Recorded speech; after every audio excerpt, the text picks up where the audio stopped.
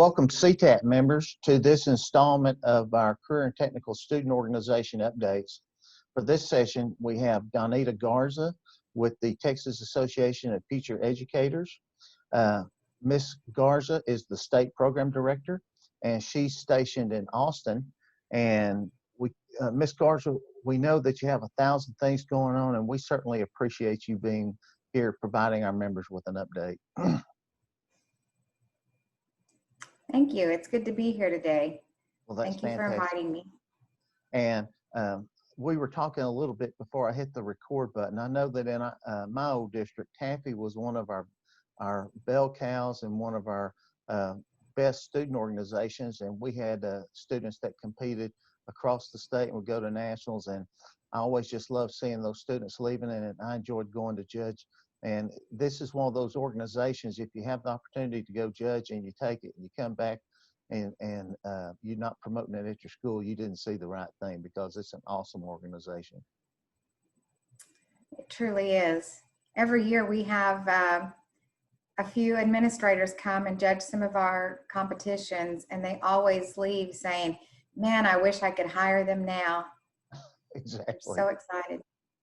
You know, through the TEA's offering the Grow Your Own program and the Grow Your Own grants, and I know that that's as part of that grant, it's mandatory that you have a TAFE organization, and you're offering dual credit, and they're really trying to raise the profile of not only TAFE but the Education and Training Career Cluster.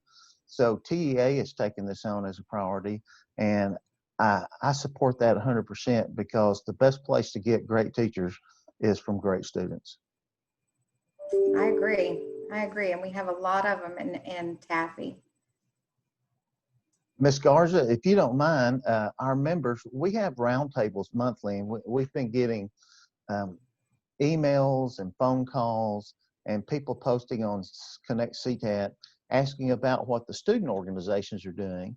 And so one of the things that we thought we could do for our membership was kind of put together these short videos, and they could hear it right from the directors themselves on what activities are taking place this fall and whether they're virtual or not. And so if you don't mind, I'd like to go through and answer these questions. So as far as TAFE is concerned, what activities are taking place this fall? Well, first off, I want to start with one that already happened, and that was in September. We had a teacher leader workshop, and if the teachers did not get a chance to attend, it is posted online on the home page of the website. There is a link underneath the announcement for the teacher leader workshop. There's a link to the workshop that we had, and some and for the sessions, and then we had some sessions that we didn't have on that day, but we posted them so that teachers could watch them at their leisure, since a lot of them are stressed and not have a lot of extra time right now. We also put the times on there so that they would know how long they had to give to watching that particular video. Next, we have coming up in November and December 23 region conferences around the state. And so the reason I say 23, even though there are only 20 ESC regions, we have divided 3 of those regions because they got so large that we divided them so that they could have smaller conferences, more manageable conferences. And that's it for this fall. Ms. Garza, will the regional activities, will they be in person or virtual? All but one right now are still planning on virtual. We have one that is planning on in person, but it may be a hybrid event, because there are some schools in the region who've said that, they're still scared to be able, to meet in person. So they will probably do their competitive events virtual. But the rest of them are still planning on meeting in person, and that's Region 16.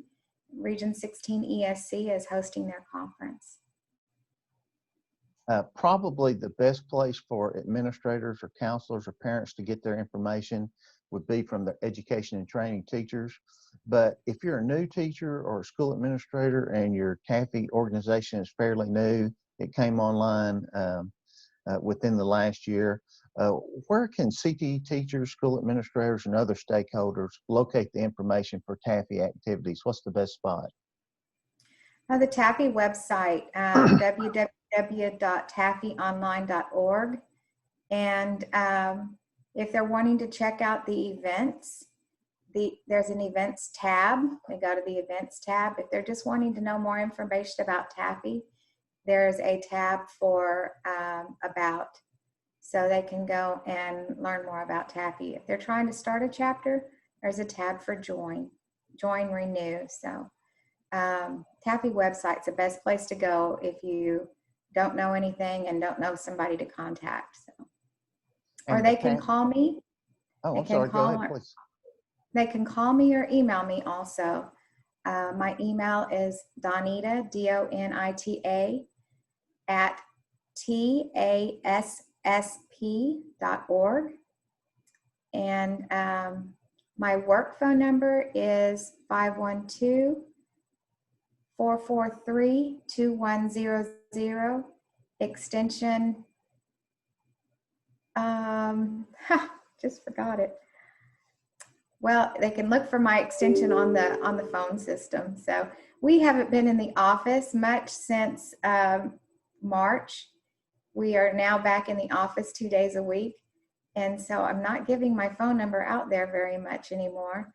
My cell phone number, which is my work cell phone, is 512-771-2961.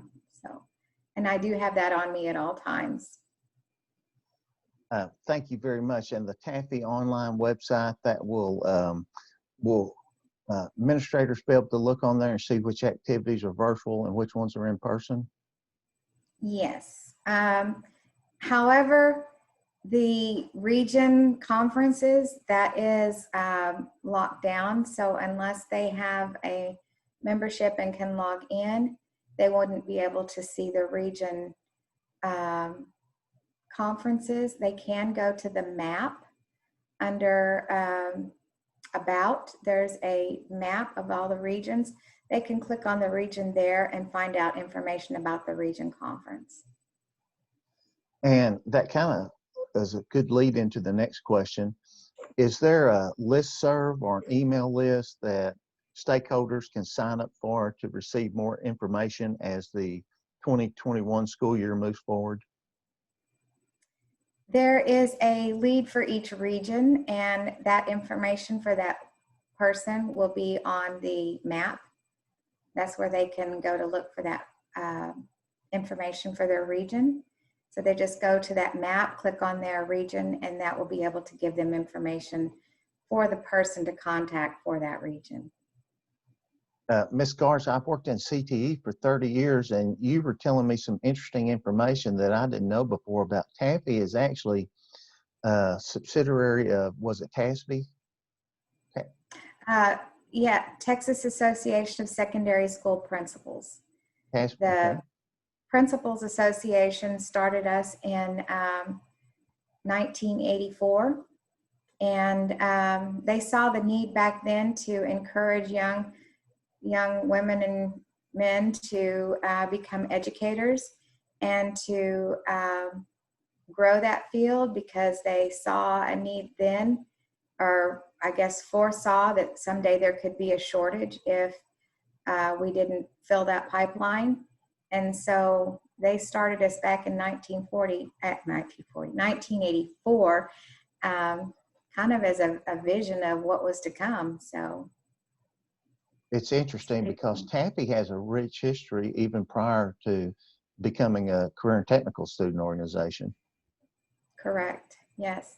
They didn't become a career and technical student organization until 2011. So 2010, 2011. It was, I think everything was started in 2010 and then became official in 2011 when they signed on an agreement with what was then Future Educators Association. And that's how we get our CTSO status, because they became part of a CTSO and or the CTSO organization. So in 2015, they changed their name to Educators Rising. So that's how we're affiliated with Educators Rising. Ms. Garza, this isn't on the list of questions, but I do know a lot of administrators. Through the education and training classes, the students have the ability to become educational aides, and that certification is on the approved TEA IBC list. And so, are you getting a lot of questions? Has that really helped grow your program, that educator aide certification becoming more obtainable for high school students? I don't know if it's really helped grow the program, but I know it's a huge asset to the program, because these students can become education aides while they're working on their degrees and get paid to have a job while they're working on their degrees. And I know there are at least a couple of schools that are even giving credit for experience. So, you know, that's very helpful. If they're having to work, they're getting some credit for their experience also. Well, that would be a great asset for a student entering the teaching field as a career. Yes. Ms. Garza? Oh, I'm sorry, go ahead. I think it also counts toward their teacher retirement if they're an education aide. So, you know, they get to start that clock ticking a little earlier. That is a great point. If they're working as an aide while they're going through college, they're getting a head start on years. Yes.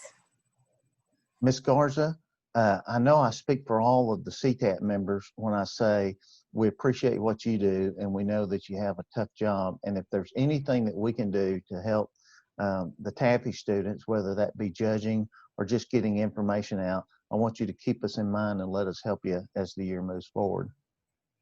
Great, thank you. And by the way, I remembered my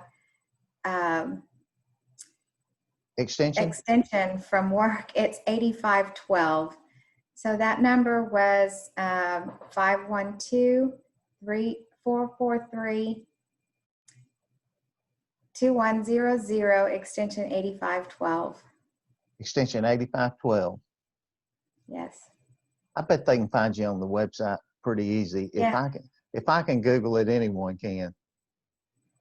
Yes, it's pretty easy to find, and I'm all over the TAFE website too, so they should be able to find my contact information there if they don't have access to this video at some point. So thank you for providing this update for members.